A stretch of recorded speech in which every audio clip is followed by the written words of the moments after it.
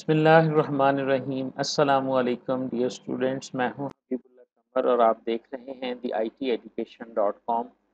Dear students, आज हमारा sociology का 10वां लेक्चर है और चूंकि ये लेक्चर हमारा कुछ 10-15 दिन के गैप के बाद कंडक्ट हो रहा है, बीच में हमारे छुट्टियां आ गई थी ईद उल ज़ुहा की, तो उस वजह से हो सकता है कि हम जो है वो कुछ कॉन्सेप्ट्स को रिलेट करने के लिए थोड़ा सा टाइम स्पेंड करते हैं। हम sociology in the life course के नाम का टॉपिक जो है वो पढ़ रहे थे। चैप्टर नंबर हमारा 4 आउटलाइन के मुताबिक हमने बात शुरू की थी कि सोशलाइजेशन जो होती है ना, ये क्या होती है और उसके बाद लाइफ कोर्स के अंदर इसकी अहमियत जो है वो हमारे पास क्या है। सोशलाइजेशन को हमने डिफाइन किया था, the act of adopting behaviour to the norms of a culture और सोसाइटी इज कॉल्ड सोशलाइजेशन। कि हम एक ह्यूमन बीइंग जो है उसका वो एक्ट, वो बिहेवियर जिसकी मदद से वो सोसाइटी के नॉर्म्स को और कल्चर्स को अडॉप्ट करता है, लर्न करता है और उसको एब्जॉर्ब करता है अपनी ज़िंदगी के अंदर, तो इसे हम सोशलाइजेशन कहते हैं। हमने के बारे में, नॉर्म्स के बारे में बहुत सारी गुफ्तगू की चैप्टर नंबर 3 के अंदर, जिसके अंदर हमने पढ़ा कि एक सोसाइटी का कल्चर और उसके एलिमेंट्स हमारे पास क्या होते हैं, नॉर्म्स जो होती हैं वो कितनी किस्म की होती हैं। तो किसी भी सोसाइटी के कल्चर और नॉर्म्स को जब आप अडॉप्ट करते हैं, तो आपके अडॉप्ट करने का जो रवैया है, जो इंटेंशनली भी होता है और अनइंटेंशनली भी होता है। बहुत सारी चीज़ें इंसान खुद ब खुद with the passage of time सीखता जाता है, अडॉप्ट करता जाता है अनवांटेड वे के अंदर, और कुछ चीज़ें हैं उसे बाकायदा जो है वो सीखनी पड़ती हैं।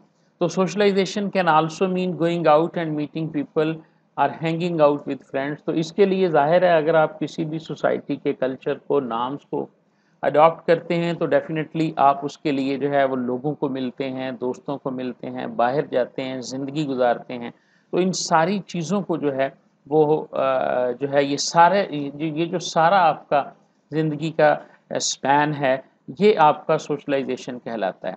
सोशलाइजेशन को समझने के लिए आप थोड़ा-सा अपने आप को अगर इस सिनेरियो में रख के देखें कि आप अपने मुल्क में नहीं हैं, आप किसी नई सोसाइटी में चले गए हैं, चाहे रोज़गार के लिए गए हैं या माइग्रेट कर गए हैं या जो सिलसिला भी है। तो जब आप वहाँ जाते हैं तो बहुत सारी चीज़ें आपको वहाँ पर बहुत सारे कल्चर के हवाले से, नॉर्म्स के हवाले से, बिहेवियर्स के हवाले से, कस्टम्स के हवाले से, जैसे लैंग्वेज वहाँ पे डिफरेंट होगी और वहाँ पर जो ट्रेडिशंस होंगी वो सारी डिफरेंट होंगी। उनको अडॉप्ट करने में आपको कुछ ना कुछ वक़्त जो है वो स्पेंड करना पड़ता है।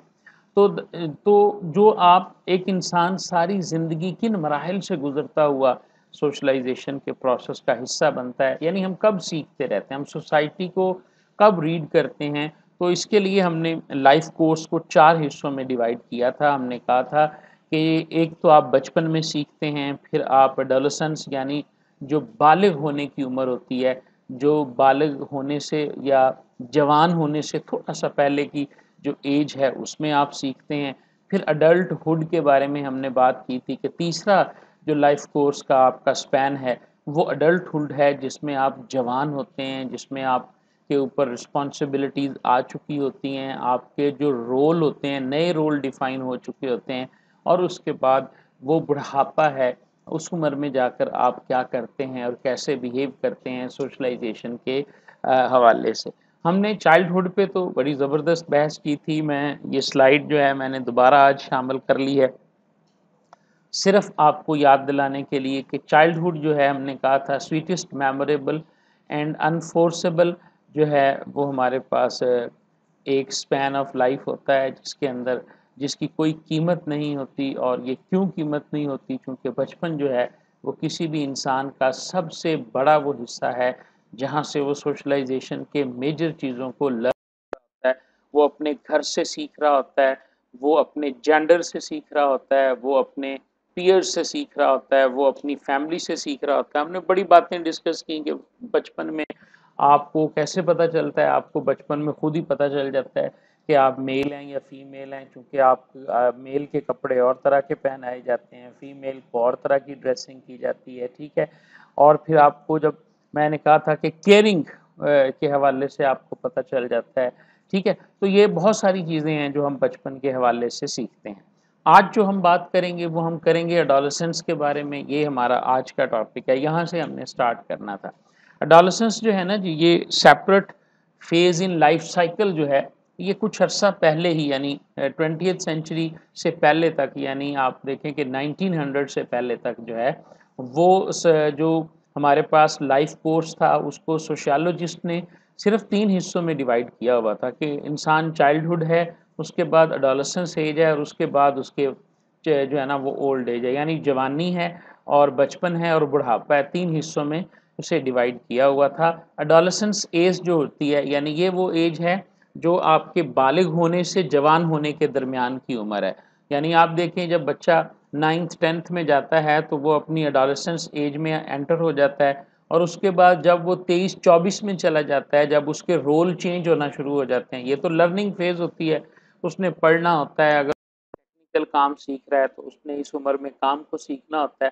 लेकिन जो जिम्मेदारी है, जहाँ पर जाके उसकी ज़िंदगी के अंदर चेंज आनी है और उसको उसके ऊपर रिस्पॉन्सिबिलिटीज़ आनी है, जैसे उसने जॉब करनी है, जैसे उसकी शादी होनी है, ठीक है ना? ये सारी चीज़ें जो हैं ये जाके आपकी अडल्टहुड के अंदर होती हैं, जब आप लीगली ये सारी चीज़ें करने के काबिल होते हैं, ठीक है ना? तो लेकिन हमारे पास चाइल्डहुड के अंदर और एडोलेसेंस एज के अंदर जो है वो काफ़ी सारी चीज़ें सोशियोलॉजिस्ट ने जो हैं वो एक्सपेरिमेंट की, बहुत सारी चीज़ों को लर्न किया, तो उसके बाद फिर ये समझा कि नहीं, एडोलेसेंस जो है ये एक अलहदा से जो है वो लाइफ कोर्स का स्पैन है, जिसके अंदर जो है ना बच्चा मूव करता है चाइल्डहुड रोल से एडल्ट रोल की तरफ। यानी ये बेसिकली एक ब्रिज बन जाता है कि चाइल्डहुड से आप निकल आते हैं और एडोलेसेंस की तरफ आप जा रहे होते हैं। आपने बचपने से निकलकर जवानी की तरफ जाने का जो पीरियड होता है, उस पीरियड के अंदर आप अडल्ट रोल्स को ऑक्यूपाई करने जा रहे हैं। यानी बचपन में तो आपसे कोई बंदा भी ये नहीं एक्सपेक्ट कर रहा होता। आपने अक्सर एक बात सुनी होगी, जब से आप 9th 10th first year, second year या यूनिवर्सिटी एजुकेशन में होते हैं, तो एक जुमला आपको बड़ा सुनने को मिलता है। ये तनकीदी भी होता है और ये तारीफ़ी भी होता है। मसलन अगर आपने कोई अच्छा काम किया है, तो लोग आपसे एक्सपेक्ट कर रहे होते हैं, आपको लोग इस तरह से कमेंट कर रहे होते हैं कि माशाल्लाह, माशाल्लाह भई, ये अभी से ही बहुत ज़्यादा ज़िम्मेदार शख्स है, इसने तो बहुत अच्छा काम किया है, माशाल्लाह ये अपने जवानी के अंदर या बड़ा होकर अभी आप जो है ना बहुत अच्छा परफ़ॉर्म करेगा।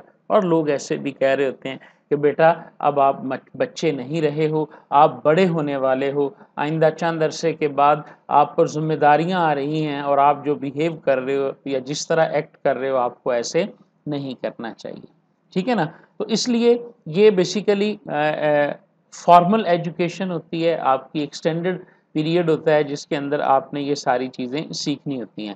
Young people are regarded as no longer children but not yet adults. ये बड़ा एक ना अजीब सा पीरियड होता है इंसान की ज़िंदगी का कि आपसे आपको बच्चा भी नहीं कंसीडर किया जाता है। यानी आप होते तो आप, यानी आप कंसीडर करें, अगर ये जब एडोलेसेंस की एज नहीं थी तो उस वक़्त तक इसे बचपन कंसीडर किया जाता था, ठीक है ना? आपने अपने बुज़ुर्गों से सुना होगा कि हम, यानी आज का जो बच्चा है 9th 10th first year, second year का या कॉलेज लेवल का, या कॉलेज जो है वो सेकंड ईयर के बाद है, 12 ईयर तक जो एजुकेशन है, या आपकी स्कूल एजुकेशन है, लेकिन हायर स्कूल एजुकेशन है। मैं यहाँ पे जो जब रेफ़र करूँगा, जब मैं कहूँगा ना कि आप अपनी हायर एजुकेशन में हैं, हायर स्कूल एजुकेशन में, तो इससे मुराद आपकी 9th 10th first year and second year classes में जो है ना फर्स्ट ईयर और सेकंड ईयर हैं। जब हाई क्लासेस का बोला जाता है, तो फिर आपकी मैट्रिकुलेशन एज वाली जो है ना वो कंसीडर की जाती है, ठीक है जी? तो अब इसमें क्या है कि आप अडल्ट्स तो हैं नहीं।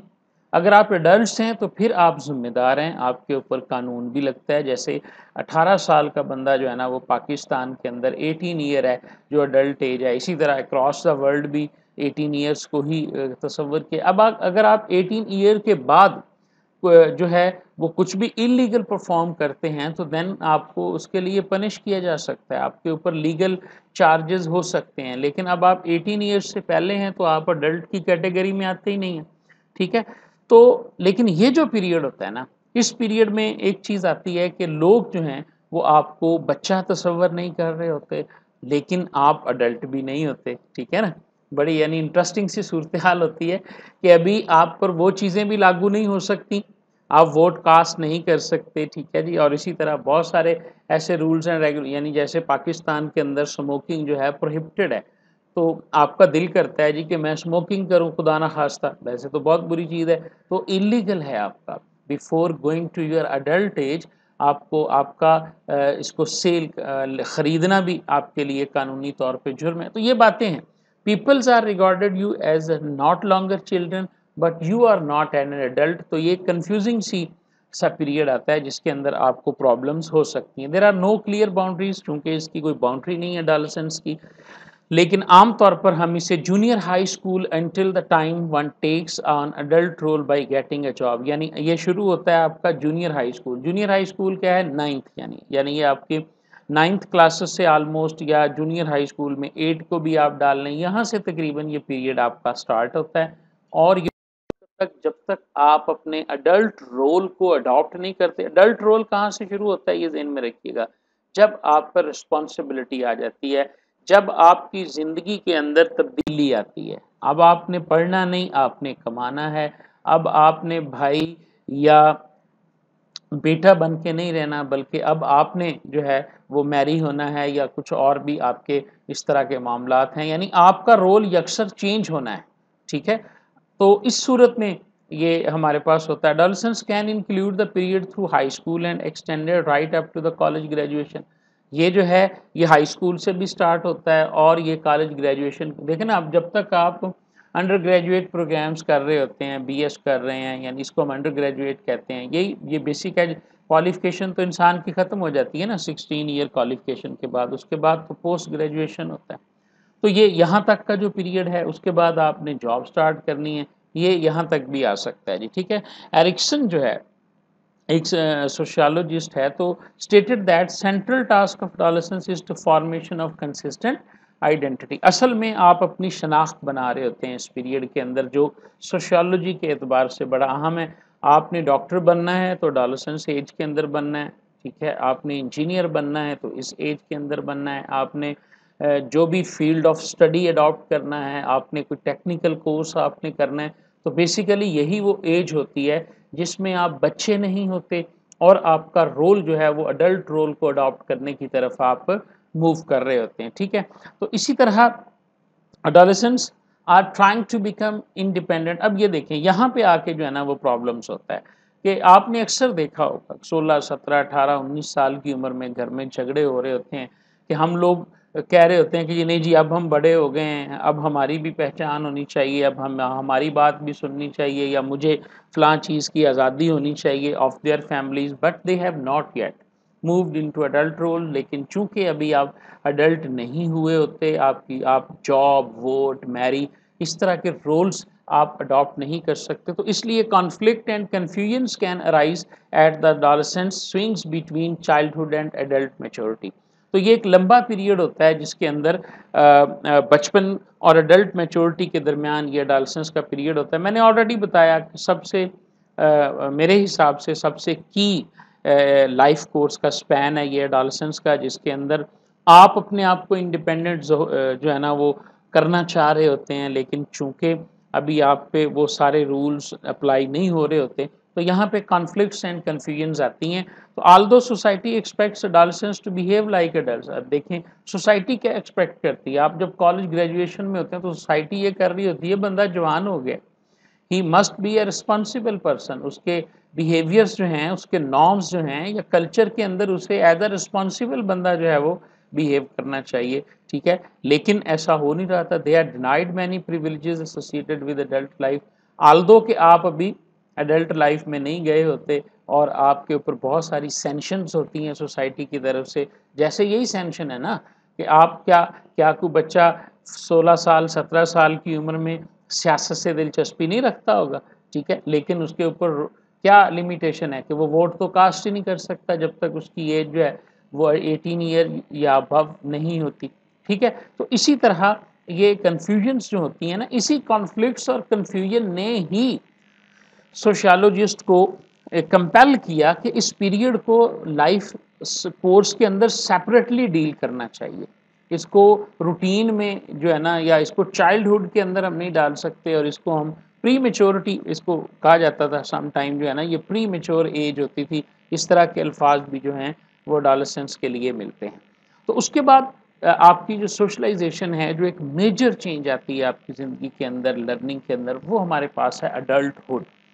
Socialisation does not end when one becomes an adult. इसका ये भी मतलब नहीं है अब आप जवान हो गए, building on the identity form childhood और आपकी एक आइडेंटिटी बन गई है। Now you are a doctor, now you are an engineer, now you are a teacher. आपके पास कोई रोल आ चुका हुआ है। जब आप अडल्ट में आ गए हैं तो ज़ाहिर है आपने कोई प्रोफेशन ज्वाइन कर लिया है, कोई जॉब आपने ले ली है, उसके हिसाब से आपके पास एक रोल आ चुका हुआ है।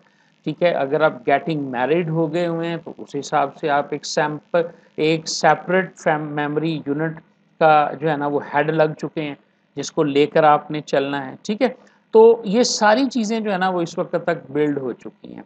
तो इसका ये मतलब नहीं है कि आपकी सोशलाइजेशन यानी adoption of norms and culture जो है, absorbing of norms and culture जो है वो आपका रुक गया है।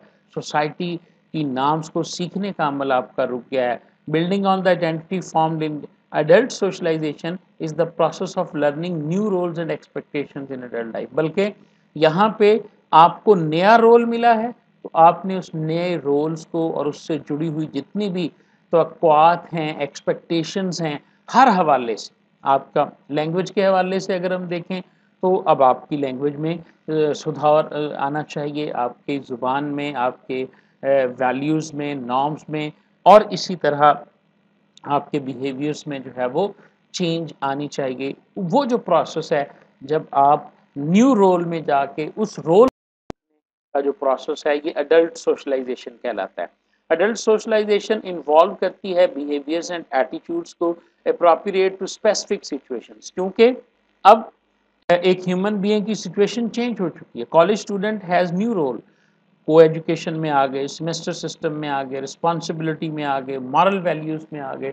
जब आप एडल्टहुड में आ चुके हुए हैं तो उस वक़्त आपके रोल चेंज हो चुके हैं।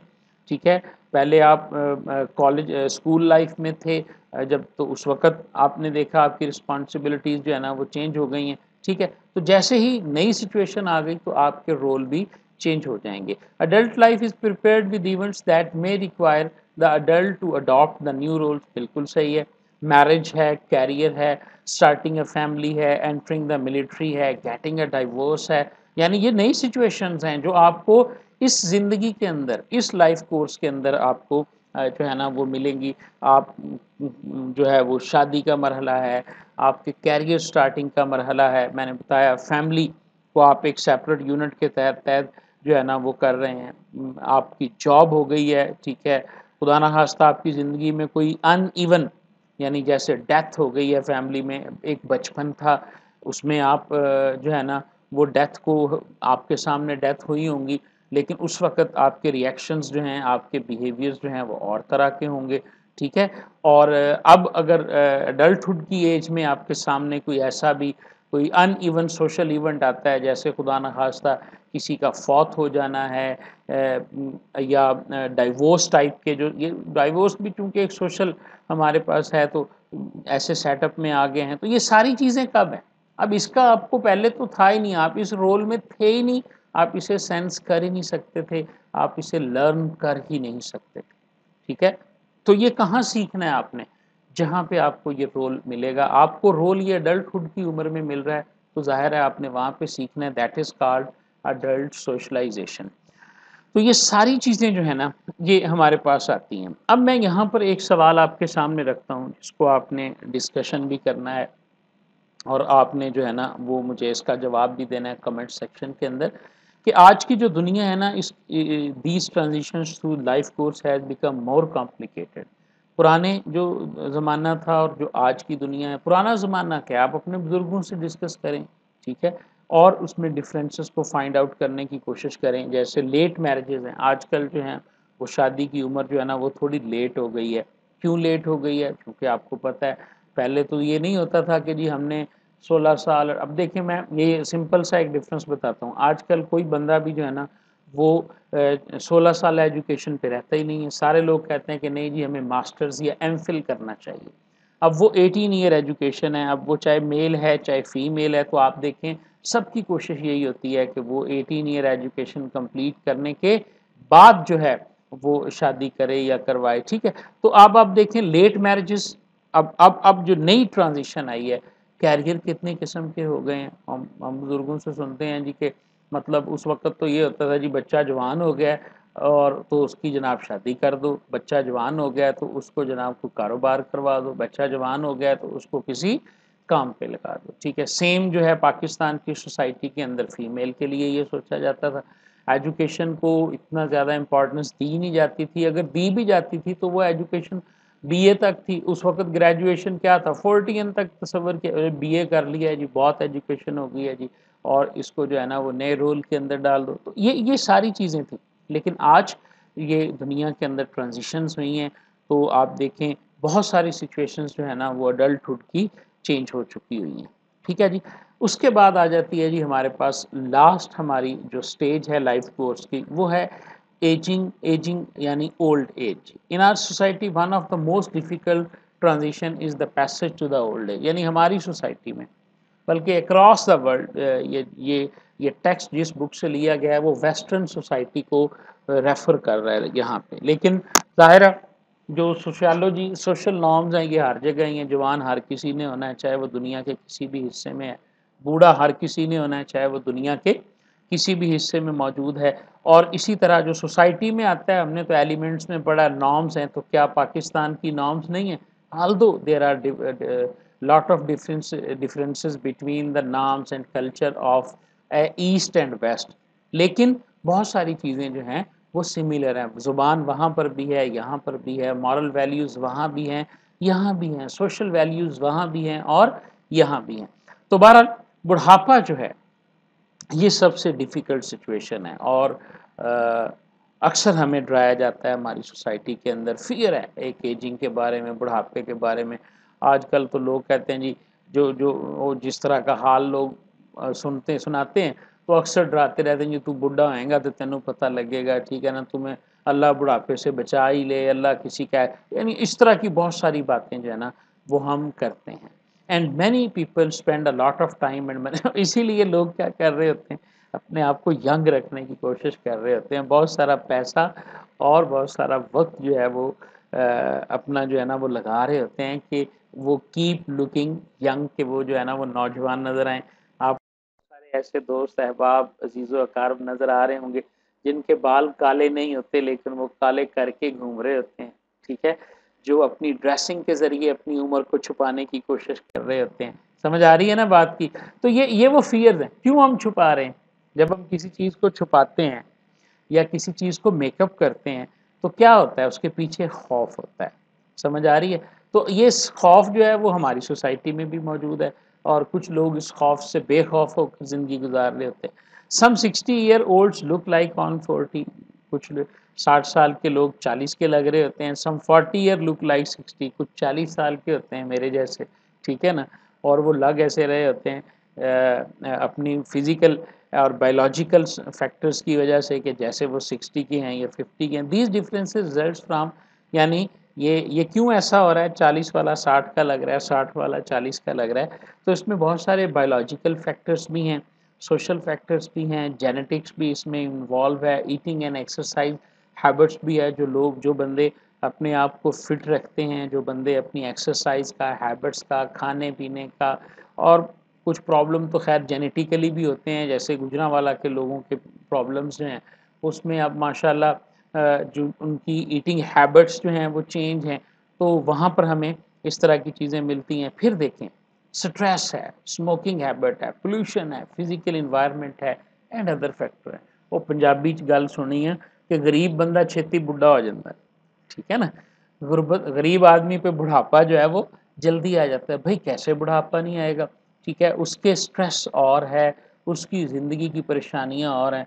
मैं जब ये किताब पढ़ रहा था और ये बुक मैंने आपके साथ शेयर भी की हुई है, मैंने तस्वीर तो खैर यहाँ लगानी मुनासिब नहीं समझी, तो उसमें जो एग्ज़ाम्पल दी हुई थी ना वो बराक ओबामा की दी हुई थी। अगर आपके पास सॉफ्ट कॉपी में वो बुक है तो आप देखेंगे कि वो 2 तस्वीरें लगाई हुई थी। एक तस्वीर थी उसकी सदर बनने से पहले की और एक तस्वीर है सदर बनने के बाद की, तो साफ उसके चेहरे में तब्दीलियां नज़र आ रही हैं। तो याद रखें आपकी उम्र का ताल्लुक, कहते नहीं वो पंजाबी की एक बड़ी मशहूर मिसाल है कि ठीक है ना जी, बंदा बुढ़ा नहीं हुंदा ते इंसान नूं गम परेशानियां जड़ियां ना मार देंदियां हैं, ठीक है। ये वाकई बात है। आपका जो स्ट्रेस है, आप देखें हम अक्सर कहते हैं खुशी इंसान के कहाँ से नज़र आती है, चेहरे से नज़र आती है, और गम इंसान के कहाँ से, बगैर बताए। साइकोलॉजी में मैंने आपको पढ़ाया था, आपको याद होना चाहिए।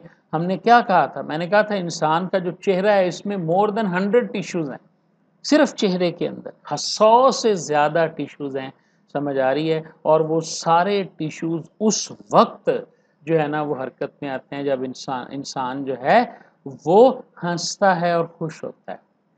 तो आप लाख छुपा लें, आपकी आपकी परेशानी आपके चेहरे पे यहाँ होगी।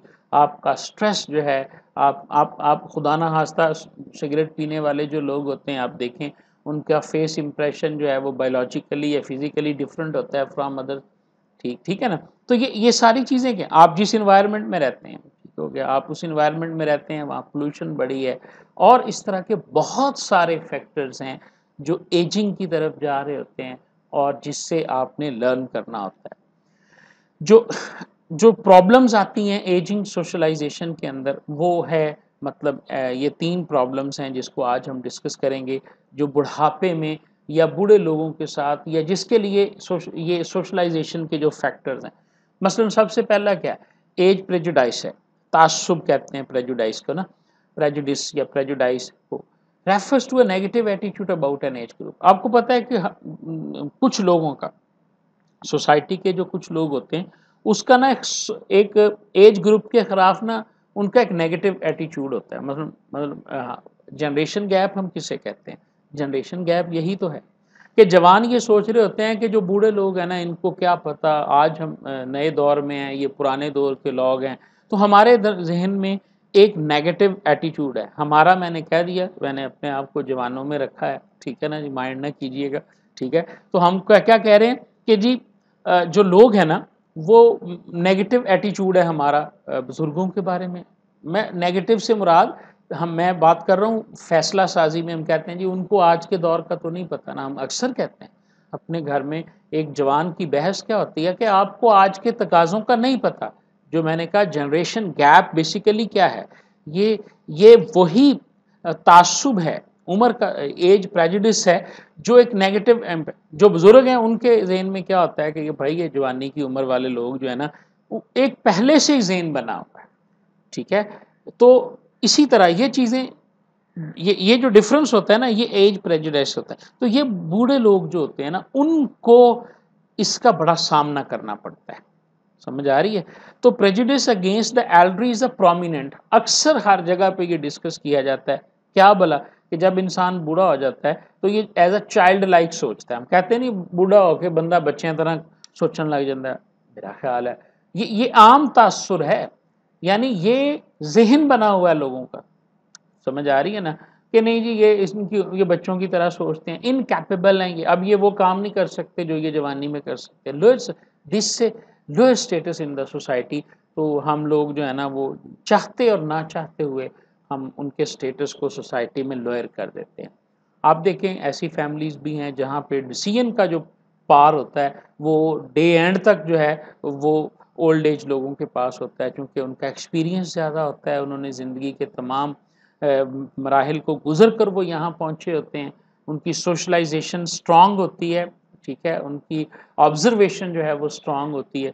लेकिन क्या होता है कुछ जगह पे हम लोग क्या करते हैं, कुछ एरियाज़ के अंदर हम लोग उनको इनकैप ये जो फील, मैंने क्या कहा, बूढ़े होने से सारे डरते हैं। क्यों डरते हैं? उनको ये ताना मिलेगा जी आप बच्चों की तरह सोच रहे हैं, आप में अब ये काम करने की कैपेसिटी नहीं रही। तो इस तासुब से ये खौफ है जिसकी वजह से they want to be get look young, ठीक है ना।